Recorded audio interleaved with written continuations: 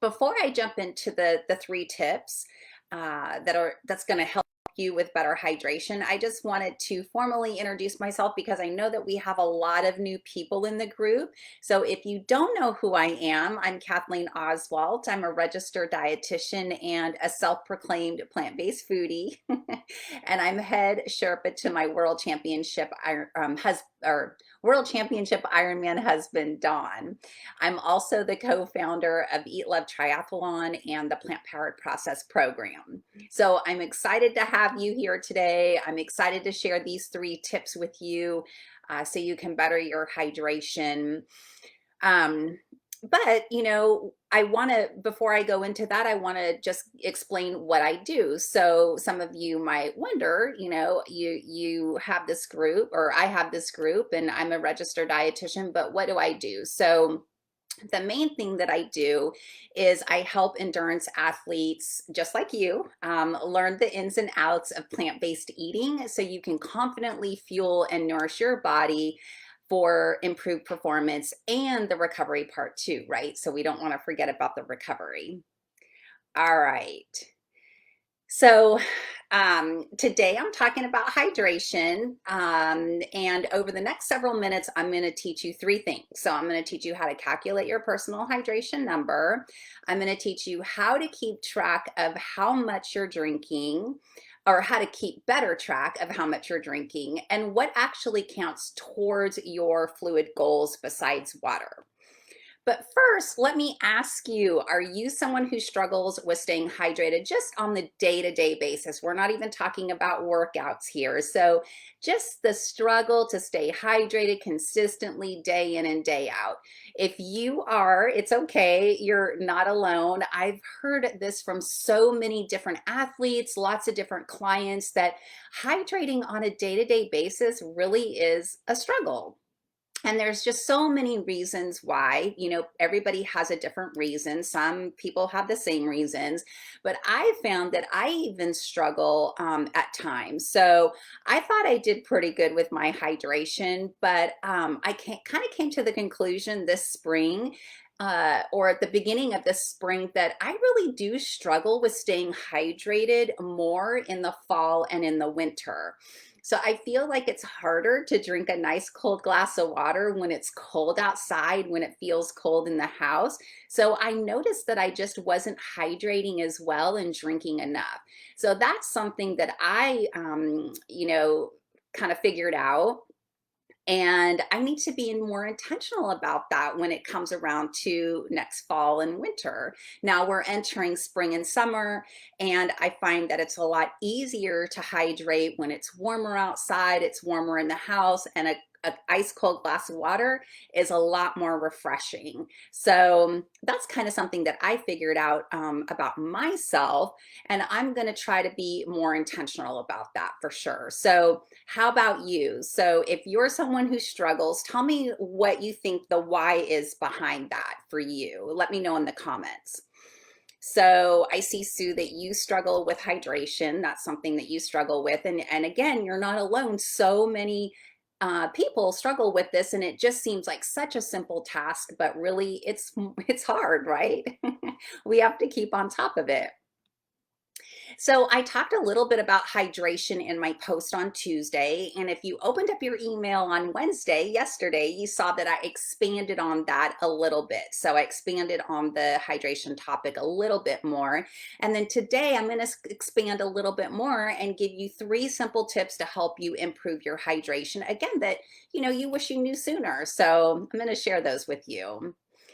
Now, the first thing you want to do is figure out your own personal hydration number. So this is tip number one. You want to figure out your own hydration number. And in your email yesterday, I gave you just some basic hydration guidelines. So if you didn't catch that in your email, make sure you go back and open it and read it, because I do have some other tips in there, and I expand again on the topic. But men really should be shooting for about 120 ounces of fluid a day, and ladies, you should be shooting for about 90 ounces of fluid a day. And this is really just enough for your body to function on a day-to-day basis, plus a little extra more. So say that you're a little more active that day, or you work outside and it's starting to warm up, or you're working in the yard and it's warm outside and you're expending some more energy, and you're just giving your body that extra fluid it needs. So those are the basic guidelines. But if you want to get a little bit more personalized and figure out your own personal hydration number, then I've got a calculation for you. So get out a pencil, pen, and some paper, and you can write this down. It's super simple. Okay, so you're gonna take your body weight in pounds. Oh, sorry. You're gonna take your body weight in pounds and you're gonna divide it by 2. Okay, and this is gonna tell you how many ounces of fluid you need minimum, okay, minimum per day. And again, this is going to allow your body to just function in a normal way on a day-to-day basis. So you're going to have to include more on that, again, if you're a little bit more active, or you're working outside in the yard, or your job is outside and you're in the heat, especially as we move into these warmer months. Now, if you're somebody that lives in an area where your weight is in kilograms, then I have a calculation for you. So if you go by kilograms, what you need to do is take your weight in kilograms and multiply it by 2.2, and that will convert it to pounds, and then you'll divide it by 2, and that'll give you the number of ounces you need each day. So again, this is your personalized number, and it's just the minimum, the bare minimum that you need to get in every day. So you might need to pad that a little bit. So for me, my number is around 65 ounces a day. And earlier I told you that you should shoot for 90 if you're a female. So I probably would do more of the 90 ounces a day to make sure that I'm getting in plenty of fluids. So does that make sense? Let me know in the comments. On that note, let me take a sip. All right. My second tip for you is to know how much your water bottle or whatever you drink out of on a daily basis, to know how much fluid it holds. So I have typically a cup that I use with my metal straw that I talked about for Earth Day. And it's important to know how much fluid your drinking vessel holds. So a lot of the time, I'll talk to clients and I'll ask them how much they're how many ounces of fluid they're getting in a day, and they'll look at me and they'll say, well, I don't know, I drink 3 of these. And I'm like, okay, well, what is 3 of those? So it's important to know how many ounces your drinking vessel holds, so you can be more intentional about how well you're hydrating.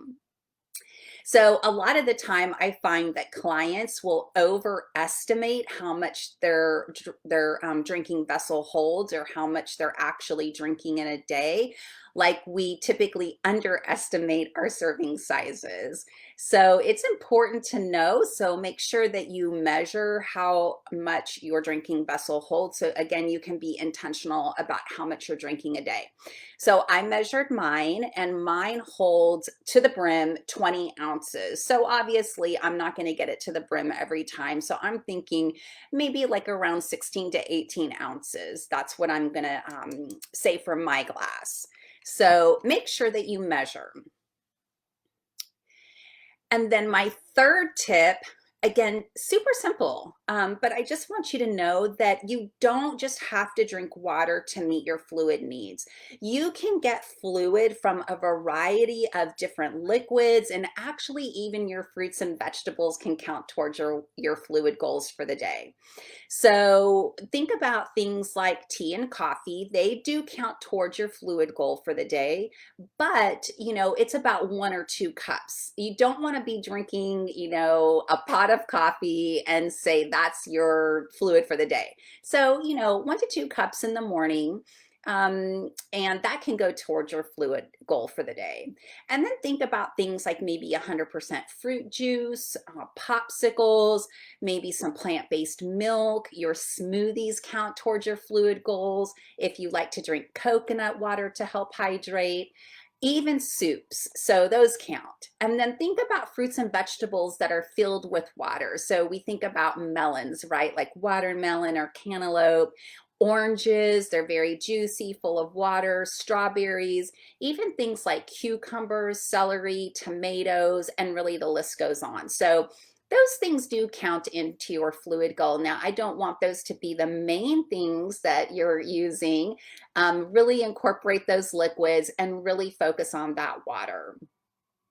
So today I want you to take two actions. I want you to take action on two different things. So the first thing I want you to do is calculate out your personal hydration number so you know what that is, and then you can kind of compare it to the basic guidelines that I gave in the email. Again, that was 120 ounces for men and 90 ounces for female, and that's per day.